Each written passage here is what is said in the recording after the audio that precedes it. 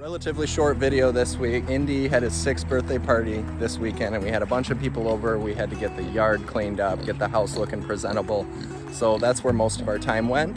I did move the sheep, so now the sheep, I put them across the path and they are in a new 1/4 acre area. And look at the comparison between where they were before. You can see how cleared out that is now. There's not a leaf on a single sapling or little branch within reaching distance. If you look at this area right here, still very thick, still very lush. Over here is just night and day how much they cleared out. That took about 30 days. I think this will be 30 days right here and it should be looking about the same. The woods is going to be looking cleaner than we've seen it probably ever. Now the chickens have started to work their way through where the sheep were before and they're going to go through there and kind of scratch that up. Get any of the bugs, any of the flies that are still in there from where the sheep have pooped and that started to deteriorate.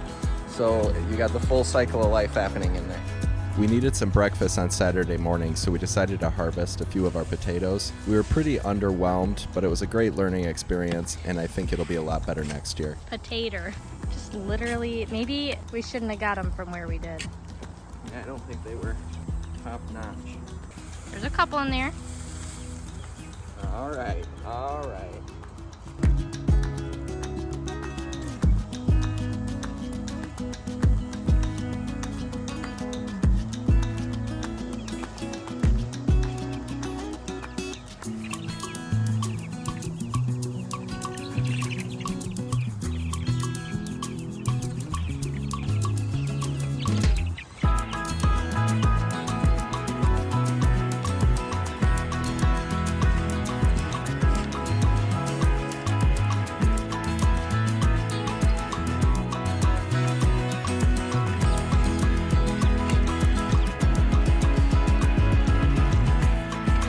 Tried beating the heat today and it didn't work.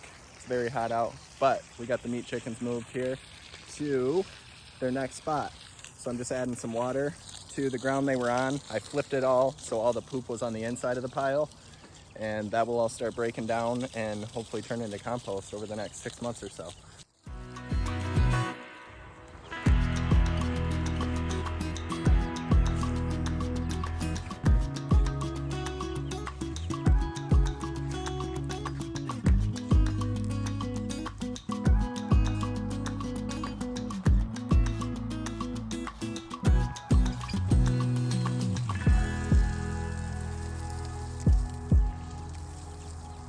No updates yet on Bella. She's still pregnant as ever, but she has found some great ways to cool down in the last week. We did put that little kiddie pool in here that we fill up periodically, but she is ready to pop, ready to have some little piglets. So hopefully in the next week or so, fingers crossed. Every single time I film anything, Edward is just right there for moral support. Never lets me down, never lets me falter. Noble boy. That's our good boy. That's our good boy. We really can't say enough good things so far about these raised beds. The amount of growth that we've seen here. These turnips are coming in super thick. We actually had to thin them out, and everything else it's moving a little bit slower. These are beets right here, and then there's some carrots right next to that. I don't know if you can see them there. They're still pretty tiny. On the other side, the lettuce did really well, but it's too much direct sunlight is what we're thinking, because they started to fall over and sort of wilt a little bit, even though we were giving them a lot of water. The broccoli right here is going to be a little bit hit or miss, I think. So right now they need to be thinned out. We thinned them once.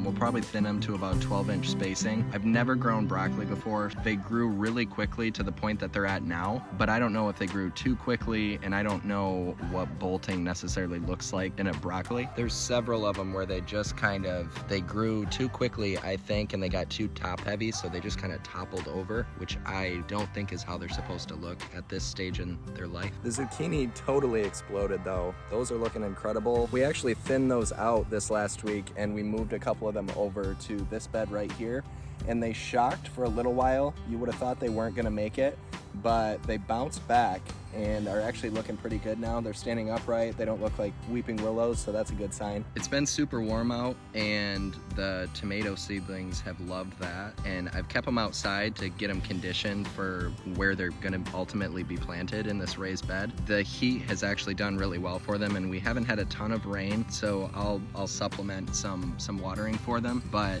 without the heavy rain they haven't been at a huge risk of getting broken or having any of the blows of the rain take them down. So they're actually doing really well outside. You can see they've started to get a lot of their adult leaves on them already. The wood chips in between the beds have done a really good job of suppressing the weeds. There's some coming in sort of along the edge of the beds, but those are easy to pull out, and once you pull them out, throw some more wood chips down, prevent more from coming up. I think it'll be a pretty long-term solution for those, but the weeds aren't that big of a deal. We pull them out of there and throw them right in the chicken tractor. The meat chickens go crazy over them.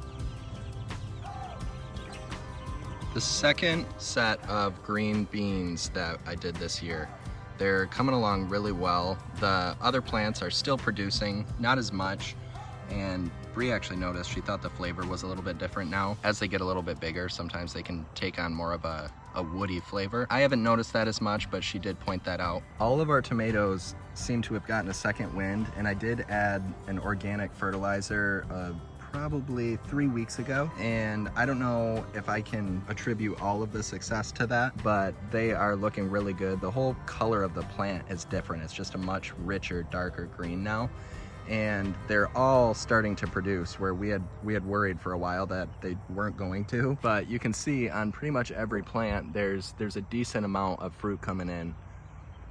I actually added some of these little posts because they were growing so tall. So just a total change from where it was at earlier in the season. This plant right here in particular was yellowing, it had curled up, and it just didn't look good. I didn't think it was ever gonna produce anything, but it totally turned around, and now it's really thriving and getting taller and taller. It could really use a higher post in there. I think these are called Sweet 100s, and they're without a doubt the best tasting cherry tomato, in my opinion. This is another one that, again, it's gotten so tall. I need to post this one. Tomato cages, I'm reading more and more, I'm hearing from more and more people and starting to agree that they're essentially useless unless you have a super tiny little tomato plant. But when they're viney and they grow tall or they're indeterminate, then the cage doesn't really cut it. But look at that color coming through there.